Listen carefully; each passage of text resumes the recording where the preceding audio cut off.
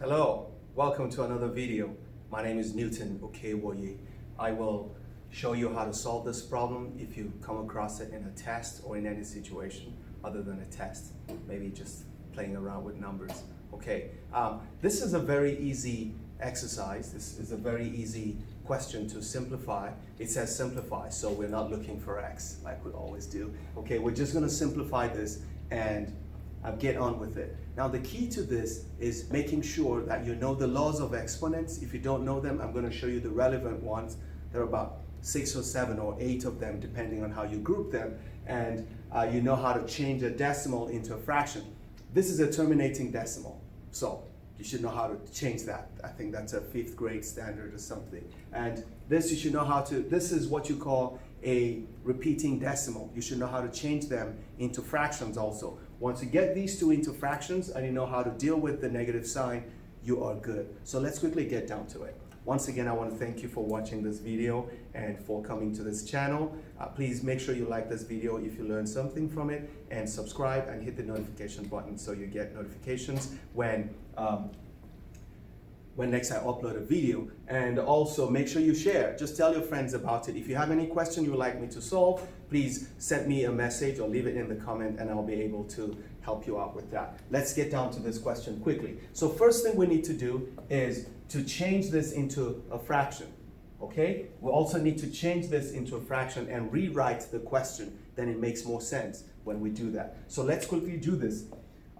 We know that 0.125, if you want to change it into, if you want to change this into a fraction, you just have to write it as a fraction, put the 1 here, okay?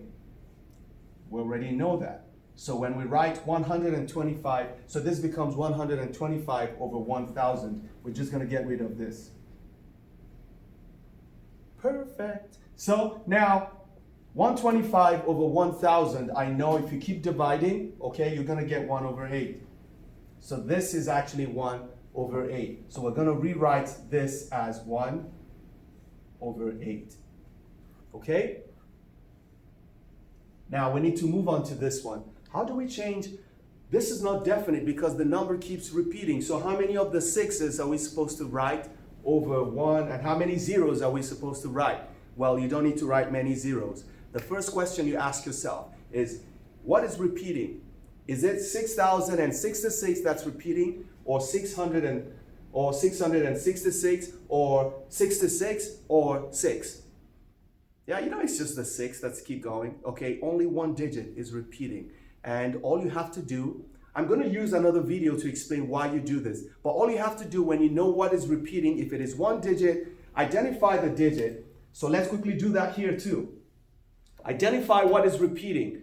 Right now we know only 6 is repeating, so there's one repeating digit. And that repeating digit is 6. You just write it and you divide it by 9. Okay? If there are 2 digits repeating, for example, if your problem was 0.232323, okay? Now you know 2323 is what's repeating. There are 2 digits repeating. Take the digits repeating, write 23, and divide by 9. Each of the digits will get a 9. Okay, I'll explain that in another video if you didn't know that. But now you know this is 6 over 9.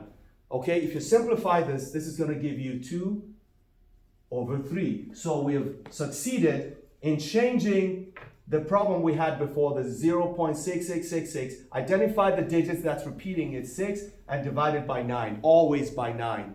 Okay, if another case shows up, I'm going to explain it. I'll do a video on that. Okay, so we go here and we retain the negative sign and we have 2 over 3.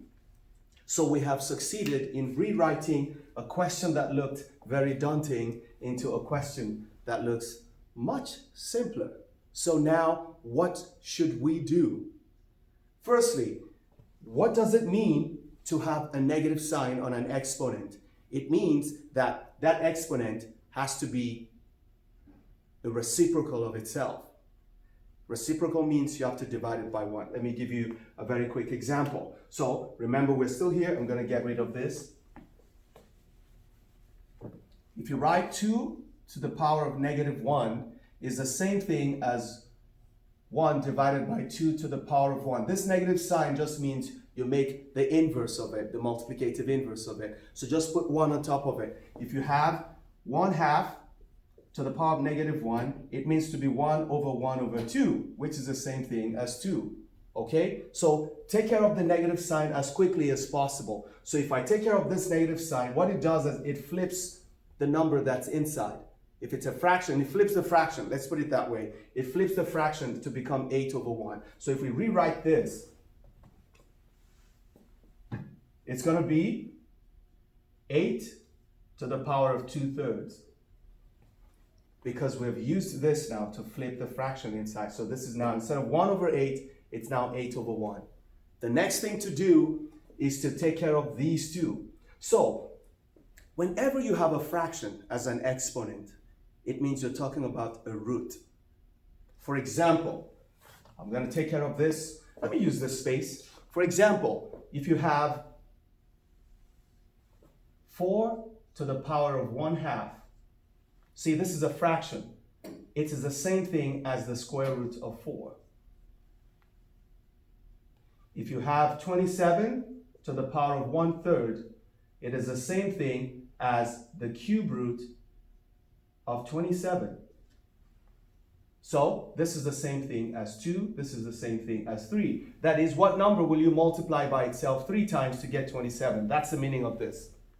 That's the same meaning. What number will you multiply by itself 2 times to get 4? That will be 2. So when you see a fraction as an exponent, it means that you're looking for the root. If it is 5, it's 1 over 5 is the 5th root. If it is 1 over 2, it's square root. If it's 1 over 3, it's cube root, okay? If you get that, then this makes it a lot easier. So now what we do is we split this into 2 because 2/3 is the same thing as 2 multiplied by 1/3. Okay, so we can say this is 8 to the power of 1/3 multiplied by 2. Because you'll still get this answer if you do this. Okay, now we know that 8 to the power of 1/3 is 2. How do we know that? There are many ways to solve this, okay? I'm just going to go ahead and assume that you will understand this. The major thing I wanted to show you today is how to get rid of this dilemma, okay? How to escape from having a decimal raised to a decimal, okay? You just convert them into fractions, know how to convert it if it's a repeating decimal, okay?